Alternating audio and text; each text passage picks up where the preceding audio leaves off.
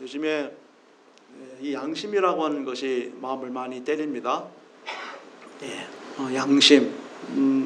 젊으실 때는 나름대로 순수하지 않았나, 신실하지 않았나, 수수하지 않았나. 그러한 그 양심이 나이가 들수록에 자꾸 퇴색되어져 가는 것 같고, 나에게 양심이 있는 사람인지 없는 사람인지 어떨 때는 좀 잘 분간이 안 돼요. 그런 느낌이 별로 이렇게 없어요. 굳은 살만 보이고 넉살만 늘어서 그런지 그 순수함이 사라져가고 있는 것과 비례해서 양심도 사라진 것 같더라. 개인적인 그런 양심의 문제도 있고요. 또 가정의 가장으로서, 또 부모를 둔 자식으로서 이 양심 문제가 또 있더라고요. 또 교회의 그 목사로서 교회에 대한 양심도 있고요. 대한민국의 국민 한 사람으로서 나라에 대한 양심 또한 상당히 많은 그런 걸림돌이 있음을 봅니다. 그러니까 누구 보고 잘하라고를 못하겠어요. 특히 저는 설교하는 사람이기 때문에 이 설교에 대한 양심은 참 대단하다고 할 수가 있어요. 설교를 마치면 쥐구멍으로 들어가고 싶을 심정이 한두 번이 아니죠. 요즘에 또 이렇게 모니터링을 하니까 이것도 설교라고 하고 있나, 참 제 자신이 한심스러울 때가 한두 번이 아니에요. 그래서 몸부림을 치죠. 훈련도 해보고 눈물도 좀 흘려보고 무릎을 좀 꿇어보고. 그러면 그럴수록에 이 양심은 저를 때려요. 여러분 어떠세요? 다 탓입니까? 나라 탓이고 저 사람 탓이고 교회 탓이고 저 인간 탓이고 내 탓은 없나요? 아무튼 부끄러움과 수치, 또한 잘못과 죄, 옳음과 그름, 윤리와 도덕, 그리고 질서, 이런 단어들은 나를 더 양심의 가책을 느끼게 하는 그런 모습이 아닌가. 하나님은 우리 인간에게만 주신 특별한 선물입니다. 양심. 여러분 한번 속으로 따라해 바랍니다. 양심은 곧 믿음이다. 믿음은 곧 양심이다. 양심과 믿음은 동격이다. 하나님은 양심을, 그래서 이 짐승은 양심이 없기 때문에 죄를 몰라요. 그냥 약육강식 원리만 있어요. 그러나 우리에게는 양심이 있기 때문에 얻어 터질 줄도 알고 양보할 줄도 알고. 오늘 새벽에 그다라 얘기했죠. 그다라가 죽이느냐 죽임을 당하느냐. 죽일 수 있었어요.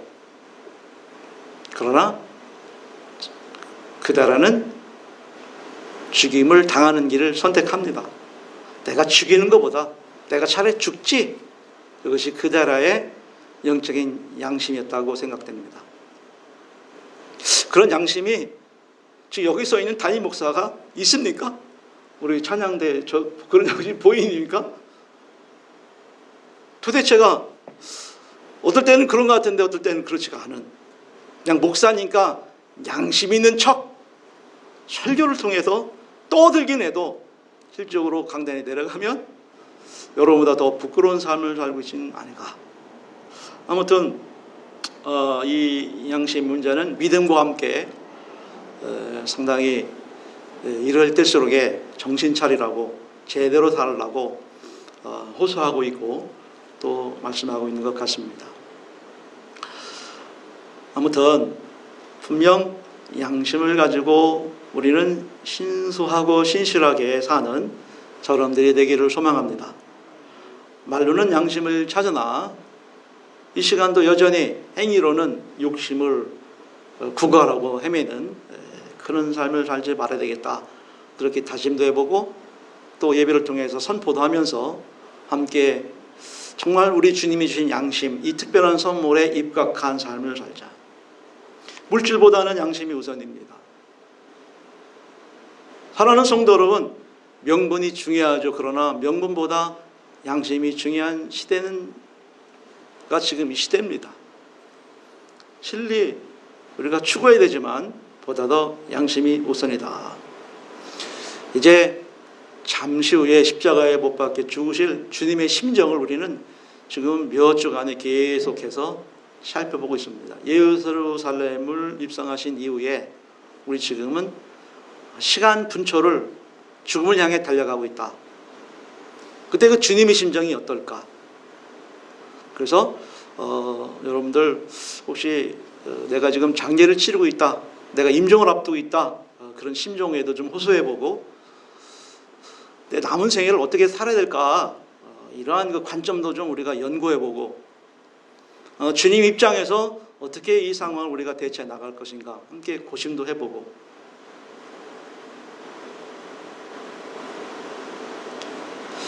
우리는 한정되어 있는 그런 삶을 살고 있습니다. 아무도 모르죠. 우리가 잘 알다시피.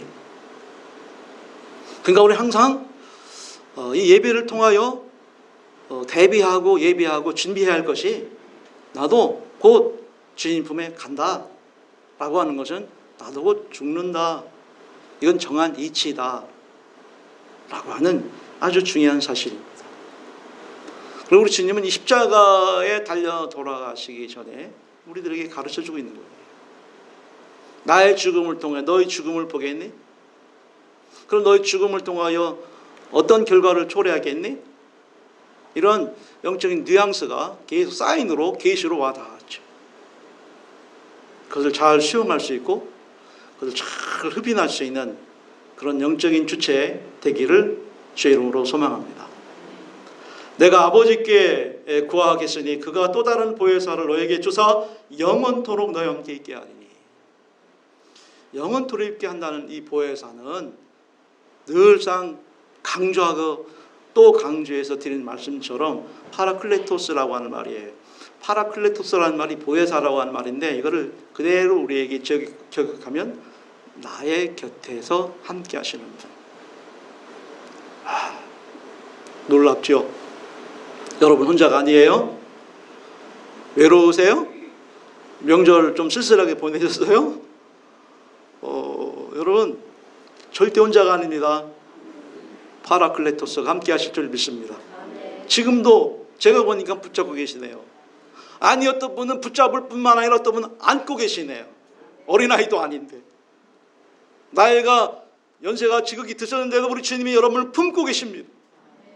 그런 느낌이 있어요. 그런 역사가 이 시간에 임할 줄 믿습니다.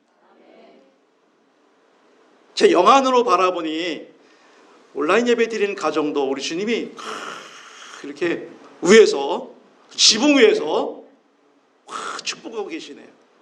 할렐루야, 할렐루야. 아파트 사시는데 아파트 그 동호수에 우리 주님이 성령을 통해 지켜보시고 계시네요.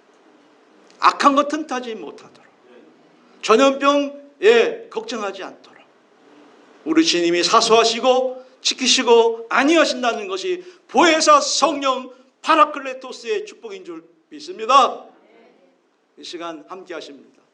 걱정하지 마시고 맡기십시오. 우리는 그렇게 돕고 계시는, 늘 곁에 함께 하시는 그런 분이시기에 우리는 뭐만? 믿음만. 믿음은 뭐라고요? 바른 양심으로 굳건하게 싸워 승리해 나갈 수 있는 우리 모두가 되어야 할 줄 믿습니다. 여기 그림에 보면 한 사람은 뭐예요? 영의정, 한 사람은 좌의정. 그럼 맞나요? 네? 예. 어쨌든 간에 왕 옆에는 이런 충신 두 분의 참모가 있어요. 영의정, 좌의정. 이 두 분이 충언을 올리죠. 그런데 이 충언이 두 사람이 일치가 될 때가 있지만 대부분 많은 경우가 서로가 달라요. 한 사람은 반대하고 한 사람은 찬성합니다. 어떤 일에 놓고 항상 상반된 견해를 보일 때 왕은 이 두 사람의 증언을 잘 중립해서 어떻게 최종 결정권을 내리느냐. 옳다고 하는 사람도 맞는 말이고 그것이 안 된다라고 부정하는 사람도 맞는 얘기죠. 만약에 옳다는 얘기만 한다면 그는 결코 충원이 충신일 수가 없어요. 나쁘다고만 얘기한다는 것도 마찬가지겠죠. 가정이든 어느 공동체이든 여러분 중요한 일에는 항상 오름이 있고 그름이 있다. 옳다고 해서 옳다? 정이다? 아니죠. 그러다고 해서 나쁘다? 아니죠. 그럼에도 진리가 있고요. 오름에도 비진리가 있다는 사실입니다. 좀 중요한 일이죠. 그래서 왕이 이 치리를 잘 하려면 이런 참모의 말을 잘 경청해 들어야 돼. 그래 백성들을 헤아릴 수 있는 그런 선왕이 되는 것이죠.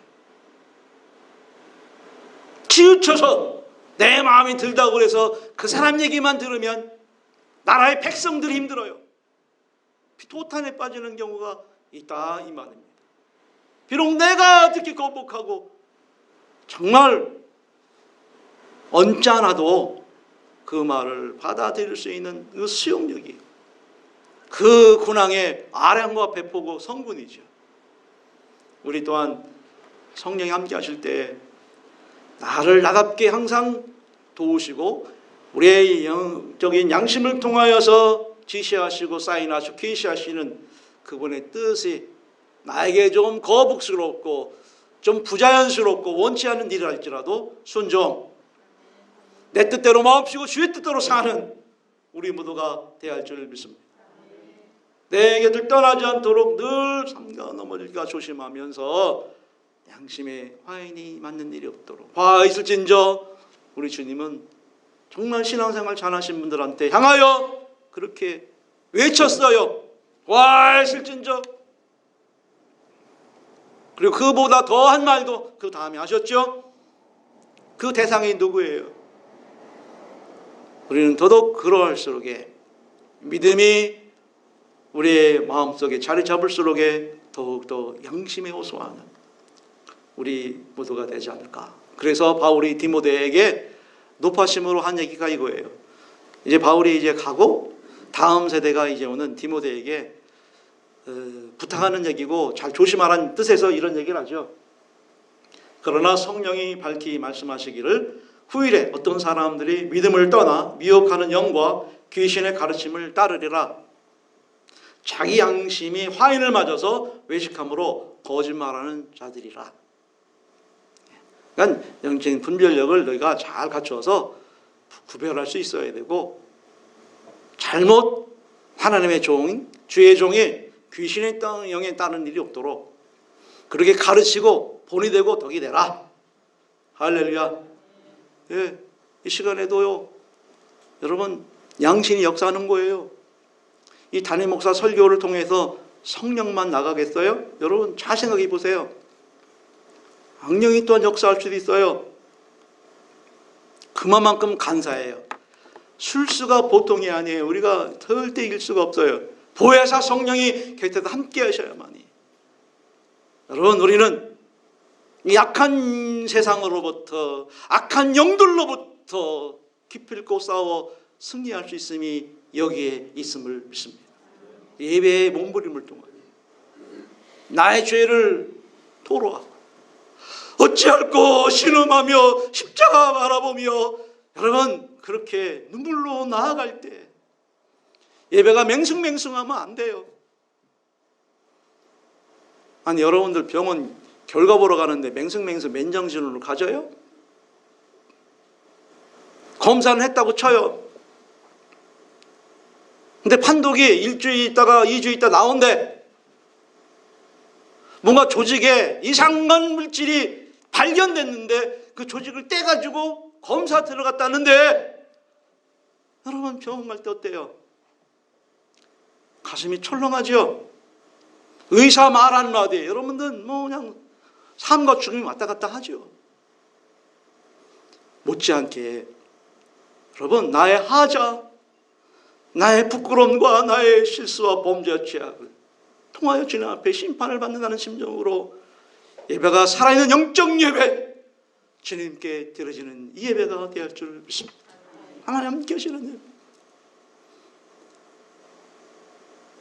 무릎으로 눈물로 어찌할꼬 쉬는 몸으로 가슴을 치는 통탄으로 예배할 때 우리 주님은 그 예배를 받으시는 거예요.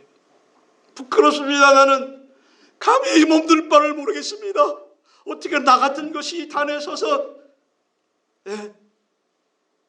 우리 성은교회 성도장에서, 이 귀한 성도장에서 이렇게 설교를 할 수 있겠습니까? 너부터 잘해라. 너부터 양심이, 부끄러운 양심 가지고 어떻게 그렇게 할 수 있는 라고 생각한다면 하나님의 은혜죠. 하나님의 놀라운 사랑이 여기 있음을 믿습니다. 이게 증거 아닙니까? 이것이 저를 통해서 입증하는 사실 아닙니까? 얼마나 하자 문제투성이입니까? 그런데도 이 단에 설 수 있다는 것은 주님의 은혜요. 여러분이 이 자리에 올 수 있는 것은 여러분이 힘으로 노력으로 운전해서 오신 것이나 운전대도 붙잡아 주시고, 아니 다른 사람은 운전대 붙잡고 사고 나는 사람도 있지 않습니까? 운명을 달리하는 분도 많이 있지 않습니까? 그런데 지금까지 에베네셀 여호와니시 다 주님의 뜻인 줄 믿습니다. 하나님이 지키시고 안위하시고 보혜사 우리 주님께서 인도하셨기에 여기까지 온 줄 믿습니다. 뒤를 돌아보십시오. 뒤한 길이 있습니다. 물론 여러분들 열심히 노력했죠. 애썼죠. 수고했죠. 그런데 그걸 다 누가 도와줬어요? 나의 건강도, 물질도, 우리 가정도, 일거수일투족 하나부터 열까지 모든 것들이 하나님의 은혜입니다. 하나님의 사랑입니다. 놀랍게 역사하시고 섬겼습니다. 이걸 깨달으면 그 사람의 신앙이 철이 드는 것이고, 이걸 깨닫지 못하면 아직도 영적으로 철이 덜 든 거겠죠. 달라진 건 없어요. 여러분 이럴 때일수록에 더더욱 기도생활, 영성생활, 예배생활 잘 감당해 나갈 수 있는 우리 부도가 되기를 원합니다. 이것이 우리의 기본적인 양심이에요. 어렵다고 해서, 힘든 일이 있다고 해서, 불미스러운 일이 발생했다고 해서 현실과 타협하면서 우리가 운을 한다면 이거는 참신앙이라고 볼 수가 없어요. 사나 죽으나 주님이 알아서 지금까지 책임져줬듯 내 남은 인생도 내가 해야 할 이 사명도 다 주님이 함께할 줄 믿습니다. 이게 아량과 배포예요. 대장부대한 영적인 신앙이에요. 이렇게 우리는 이 남은 올해 하반기를, 이제 명절도 지냈으니 남은 것 딱 한 가지가 있어요. 추수감사예요. 추수감사를 끝으로 올해 교회력은 마무리가 되고, 잘 알다시피 그 다음 주부터는 대련절이 시작되는 거죠. 그러니까 항상 여러분 주님만을 바라보며 표들 향하여 달려나가는 우리 모두가 되어야 할 줄 믿습니다. 이것으로 말미암아 누가 가는 얘기죠? 나도 하나님과 사람에 대해 항상 양심에 꺼리낌 없기를 힘쓰노라. 이것이 신앙이라고 하는 거예요. 십자가 앞에, 내가 몸담고 있는 성은교회 앞에, 성도들 앞에, 가정의 자녀 앞에, 부모 앞에 노동함과 담대함과 당당함이 나의 선한 양심인 줄 믿습니다. 의탄이라고 하는 앵글로 세슨족의 그 왕국은 의탄이라고 하는 그런 의회 제도가 있어요. 이것이 이제 영국의 저력이고, 이 의탄이 이제 그 북유럽 쪽에 올라가면 그 바이킹이라고 우리가 잘 알고 있죠. 그냥 약탈 좋아하고, 왜냐하면 그 사람들이 원래 그런 것이 아니고 사는 땅이 워낙 척박하니까, 춥고 농사를 질 수 없으니까, 먹고는 살아야 되니까 밑을 자꾸 내려오는 거예요. 배 타고. 그 남쪽에는 그래도 좀 따뜻하고 농사가 되니까 약탈하고 죽이고 이 짓거리 하는 겁니다. 마치 짐승만도 못하죠. 근데 이 지혜로운 자의 몸이라고 하는 위탄이라고 하는 이 사람들이 그리스도인들인데, 어떻게 의의 길을, 어떻게 이런 외교를, 어떻게 교회가 바로 설까? 이런 중차 대안을 왕과 함께 이 영주들이, 또 이 지도자 계층이 아주 중요한 정책을 이렇게 이제 회의를 하죠. 그러면 이 왕은 자기 마음대로 하는 게 아닙니다. 권력은 대단하죠. 죽이고 살리고도 마음대로 할 수 있고, 전쟁을 이룰 수 있는 그런 권력을 가지고 있지만, 그래도 우리 원로들한테 또 충분히 나라를 사랑하는 그런 분들의 의견을 좀 우리가 해야지. 내 아들이 왕위를 당연히 물려받지만 내 마음대로 왕위를 계승하는 것이 아니라 이 위탄이 허락을 해줘야 돼. 이게 영국의 대원장으로 나중에 발전하게 되죠. 바로 이러한 참모와 이런 중요한 해의 결정이 유럽을 복음한 거예요. 누가 한 사람이 물론 그러기까지 사도 바울이 밑그림을 그려놨지만 스케치를 해놨지만 거기에 그림을 더 색을 입히고 한 것은 바로 위탄이라고 하는 거예요. 이것이 영국의 저력이고 기독교의 핵심된 의의 제도다 라고 생각하면 될 거예요. 저는 이걸 가리켜서 보혜사, 그분은 곧 인격적인 분이시다. 지금도 이분은 우리를 그렇게 통하여서 역사하시고 함께 하시고, 여러분 늘 성령은 우리를 통해서 근심하게 하시고, 그래서 이 모든 것들을 잘 떨쳐버리고 바로 서게 지금도 양심을 통해서 이 자리에 함께 하시고 계심을 믿습니다. 생각나게 하시고 가르쳐 주시고 이걸 깨닫게 하시죠. 인도하시죠. 26절을 보실까요? 보혜사 곧 아버지께서 내 이름으로 보내실 성령, 그가 너에게 모든 것을 가르치고 내가 너에게 말한 모든 것을 생각나게 하시리라. 그래서 말씀드렸다시피 그러기 위해서 우리는 이 계명이라는 것을 잘 지켜 행해야 된다 말씀을 드렸죠. 사람이 나를 사랑하면 내 말을 지키리니 내 아버지께서 그를 사랑하실 것이요 우리가 그에게 가서 거처를 그와 함께 하리라. 나를 사랑하지 않은 자는 내 말을 지키지 아니하나니 너희가 듣는 말은 내 말이 아니요 나를 보내신 아버지의 말씀이니라. 그러니까 양심은 그 발음을 어디서 우리가 알 수 있다? 바로 계명, 하나님 말씀을 통해서 우리가 알 수 있다. 계명을 알아야만이 바른 양심을 가지고 사는 자가 된다. 뭐 이런 논리가 성립이 되는 것이죠. 열심히 그렇게 하나님의 말씀을 잘 지켜 행하는 가운데 자기의 참된 진실된 모습을 발견하고 깨달을 수 있는 우리 모두가 되기를 소망합니다. 그런데 사실 여러분들한테 그렇게 큐티하십시오. 그렇게 성경 읽으십시오. 맥체인 성경 읽지 않습니까? 근데 이게 어떻게 하다 보면 이가 빠지듯 어떨 때는 읽을 때도 있고 못 읽을 때도 있고, 또 큐티도 그냥 건성건성 뛰어날 때도 있고 안 할 때도 있고, 참 계명을 정말 순수하게 지킨다고 하는 것이 그렇게 말처럼 쉽지만 않아요. 그래서 방법을 알려드릴게요. 여기 보십시오. 우리가 계명을 지킨다는 것이 뭐죠? 뭘 얘기하는 걸까요? 한마디로 우리가 딱 결론을 이 시간 짓자고요. 10월도 맞이했고 추석도 지났고 첫 주일인데 이거 하나만큼은 분명할 시기를 저희는 축원합니다. 여기에 나는 무슨 얘기가 나오든 난 거부하겠다, 나는 노 할 사람은 손 들으십시오. 없죠? 그러면 사실 우리가 이 말씀을 잘 읽고 묵상하고 하면 참 좋지만 여러분 그렇게 말처럼 쉽지 않죠. 말씀을 늘 대한다는 것이. 그러나 이거 하나만큼은 여러분들이 분명히 신앙의 고백으로 목숨을 다하고 마음을 다하고 뜰 다해 할 수 있는 게 있어요. 그게 뭐예요? 다 같이요. 하나님을 더 크게요.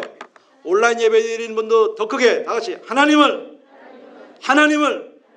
무조건 엄청나게 기필고 꼭 반드시. 아이고 지쳤네.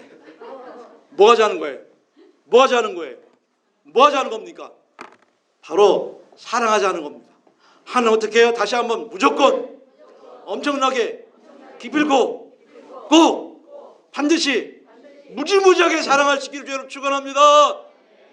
뭐 내 목숨보다도 하나님도 사랑한다 라고 여러분 결단 내리고 결론 지으시고 종지부를 꽝 찍으십시오. 나는 오늘 죽어도 좋아. 그래, 나는 하나님 사랑하는 사람이야. 이거예요. 하나님 무조건 엄청 사랑하는 것, 이것이 바른 양심이요 옳은 양심이요 참된 양심이 여기에 있음을 믿습니다. 사랑은요 한편으로 보면 아주 무섭고 잔인한 거예요. 사랑은 끔찍한 거예요. 십자가 사랑을 여러분 아시죠? 이것이 처절하도록 철저한 것, 물 한 방울 피 한 방울 없이 다 쏟아내는 것, 사랑이에요. 산고의 진통 아시죠? 그것이 사랑이에요. 남자 같으면 그런 사랑을, 그런 진통을 겪으면 버려버릴 거예요. 두 번 다시 안 보고 저거 당장 갖다 내버리라고 할 거예요. 그러나 어머니는 달라요. 그 산고의 진동을 통해서 그 죽을 고비를 겪으면 그것이 사랑으로 승화가 되는 거예요. 대단하잖아요. 얼마나 끔찍합니까? 얼마나 집요하고 압착하고 여러분 처절하고 철저한 것이 사랑입니까? 그런 사랑을 우리가 잘 지켜나가는 것이 우리가 가져야 할 바른 양심, 영적인 양심인 것이다. 값싼 연애가 아니다. 신앙의 영적 양심은 실천하며 버리는 그런 하고 안 하고 먹고 사는 그런 소모품 같은 그런 것이 아니다. 죽고 사는 문제다. 신앙의 영적 양심은 대신해서 죽을 수 있는 철저한 그 의리고요. 그런 사랑이다라고 우리는 알고 있습니다. 지난 주일날 오후에 우리 홍승철 목사님이 설교할 때 바울의 그 미친 사랑, 신앙생활은 미치도록 주님을 사랑하는 것. 아멘. 미치도록 사랑으로 하나님을 내가 사랑합니다. 미치도록 사랑하는 것. 나를 위해서 죽기까지 사랑하신 그분에 대한 보답으로 다 쏟아내시고 다 비워내시고 나 같은 죄도 다 용서하시고 우리가 그분을 위해서 대신에 나도 그렇게 죽을 수가 없다면 우리가 같이 할 것은 나는 그래요 주님만은 정말 내가 사랑합니다 라고 하는 고백이 우리에게 있어야 된다는 사실을 우리는 결론 삼아 말씀을 드려봅니다. 곁에서 나를 돕고 계신 분 27절 이렇게 말씀하십니다. 다 같이 한번 읽습니다. 시작. 평안을 너에게 끼치노니 곧 나의 평안을 너에게 주노라. 내가 너에게 주는 것은 세상에 주는 것 같지 아니하니라. 너희는 마음에 근심하지 말고 두려워하지 말라. 아멘. 임종을 앞두신 우리 주님의 마음이에요. 우리가 이제 주님의 임종을 우리가 얘기하면서 나도 이제 어차피 언젠가는 갈 거 아니겠습니까? 이것이 이제 정한 이치지 않습니까? 그렇다 한다면 여러분들이 뭘 바라겠습니까? 내 사랑하는 가족들, 나를 지켜보고 있는 정말 아내와 남편과 뭐 자식들 이렇게 이제 얼마 남지 않았어요. 내 생이 이제 얼마 남지 않았어요. 뭘 바랄까요? 뭘 그렇게 여러분들이 간구할까요?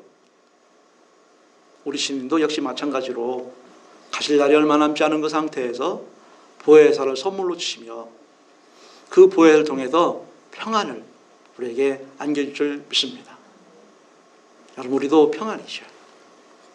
권력 너무 화무하더라고요. 역사의 역대 대통령 최고의 자리까지 올랐지만 그분들의 결과는 참 허무하다라고 역사가 얘기해주고 있습니다.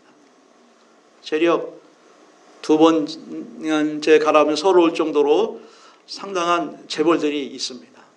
그 재벌가들을 보면 하나같이 형제들의 전쟁판, 싸움판인 것을 볼 수가 있습니다.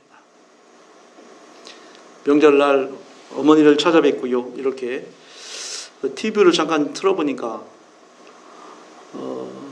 그 전문가분들이 나와가지고 하루 종일 뭘 얘기를 하냐면 이 사람이 월북한 거냐, 어느 한 공무원이 월북했다 아니다 뭐 이것 가지고 찬반 양론을 하루 온종일 추석날 그냥 방송에 도배하다시피 하던데 참 안타깝더라고요. 죽은 자는 말이 없죠. 우리의 명예라고 하는 것, 우리의 인기라고 하는 것 사실 다 부질없는 인간의 헛된 욕망의 결과일 뿐이라고 하는 것을 우리는 남은 결과를 통해서 볼 수가 있습니다. 어차피 우리는 이렇게 죽어요. 한 번 왔다가 이렇게 가는 거예요. 자연사 아니면 사고사 아니면 많은 사람들이 이렇게 한 번은 인생을 이렇게 가더라고요. 너무 허무하지요. 많은 분들이 요즘에는 유형 안에서 쓸쓸히 생을 마감하는 것이 전 세계의 죽음을 맞이하는 사람들의 마지막 모습이에요. 교회를 떠나 요양원에 가시면 이제는 영적인 모든 소통의 관계도 거리가 멀어질 수밖에 없더라고요. 담임 목사에게 있어서 가장 중요한 곳 두 곳, 목회 일정에서 가장 두 곳이 있다고 한다면 장례식장과 화장터입니다. 여러분들에게 슬프라고 하는 얘기가 아니에요. 오히려 감사라고 하는 그런 뉘앙스가 있음을 깊이 깨닫고 통감하시기를 원합니다. 장례식 화장터, 담임 목사의 교회 다음으로 다니는 곳이죠. 많은 분들을 장례를 치르고 또 벽제나 기타 등등의 화장터를 가봅니다. 남녀노소 할 것 없이 그 사람이 재력가든 권력가든 젊은 사람이든 할 것 없이 누구나 다 모두가 다 죽음 앞에는 속수무책으로 이렇게 옵니다. 저러려고 그렇게 살았나? 이러려고 그토록 그랬던가? 많은 의문점과 함께 많은 죽음들을 봅니다. 그저 돌아가시면 따끈따끈한 한 줌의 재에 불과한 것이 인생인 건데 뭘 그렇게 집착하면서 뭘 그렇게 욕심내면서 뭘 그렇게 원하면서 그렇게 살아왔나?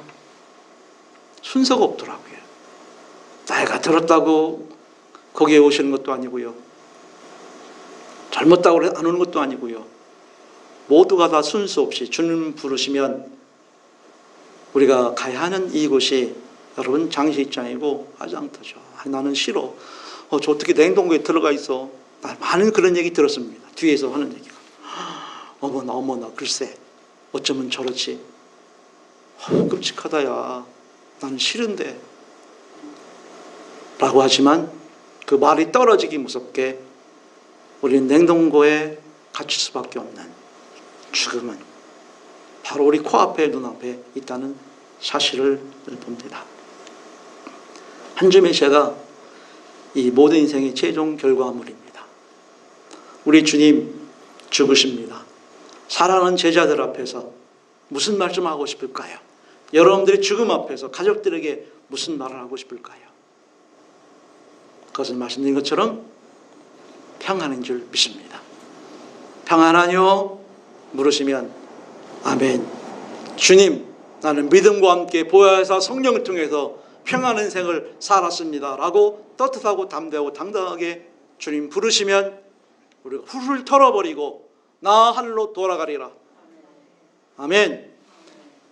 이 세상 소풍 끝나는 날 나 주님 품에 가리라 라는 노래와 함께 천군천사의 큰 환호와 함께 나아갈 수 있는, 왜냐하면 모든 육체는 풀과 같고 모든 영광은 풀의 꽃과 같으니 풀은 마르고 꽃은 떨어지되 오직 주의 말씀은, 이 계명의 말씀은 세세 영원 무궁토록 나와 동행하시고 나와 함께 하시고 나를 승리케 하시는 영의 양식이 여기 있음을 믿습니다. 말씀이 있기에 우리는 죽지 않고 시퍼렇게 살아서 미치도록 죽도록 주님을 충성하며 사랑하는 내 남은 생애가 된다면 이거야말로 우리 성은의 영광이고 가문의 여러분 큰 축복이고요. 우리 성은교회 저력이 여기에 있음을 믿습니다.